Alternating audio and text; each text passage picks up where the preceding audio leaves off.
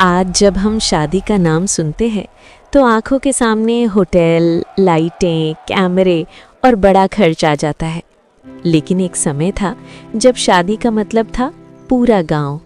ना कोई कार्ड छपवाने की ज़रूरत, ना किसी को खास बुलाने का झंझट। बस गांव में खबर फैलती थी, फलां के घर शादी है, और फिर हर घर से कोई न कोई हाथ मदद के लिए बढ़ जाता था।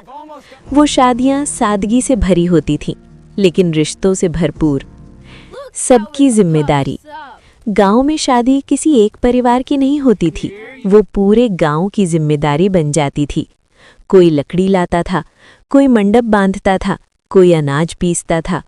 औरतें आंगन में बैठकर सब्जियां काटती, गीत गाते हुए हंसी मजाक करती। बच्चे इधर उधर दौड़ते, बुजुर्ग चौपाल पर बैठकर आशीर्वाद देते। ना कोई ठेकेदार, ना कोई मजदूरी का हिसाब, सब कुछ दिल से होता था। देसी रस्में और लोकगीत। गांव की शादी में हर रस्म का एक मतलब होता था। हल्दी सिर्फ रस्म नहीं थी, वो दुआ थी कि आने वाला जीवन खुशहाल रहे। लोकगीतों में हंसी भी होती थी और सीख भी।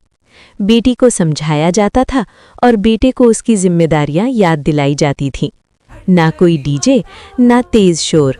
ढोलक और मंजीरे की आवाज़ पूरे गांव को एक धागे में बांध देती थी। देसी खाना और पंगत की परंपरा। गांव की शादी का खाना किसी होटल से नहीं आता था, वो चूल्हे पर पकता था, लकड़ी की आग पर। बड़े बड़े बर्तनों में दाल, हांडी में सब्जी और ताज़ी रोटियां। पंगत में सब जमीन पर बैठते थे, अमीर गरीब, अपने पराये का कोई फर्क नहीं।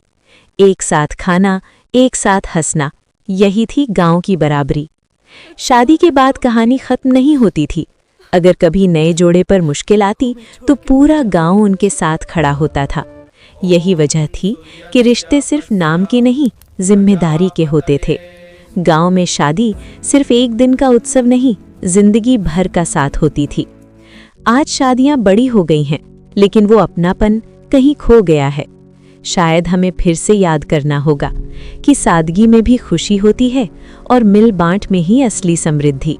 क्योंकि एक समय था जब शादी सिर्फ दो लोगों की नहीं, पूरे गांव की होती थी।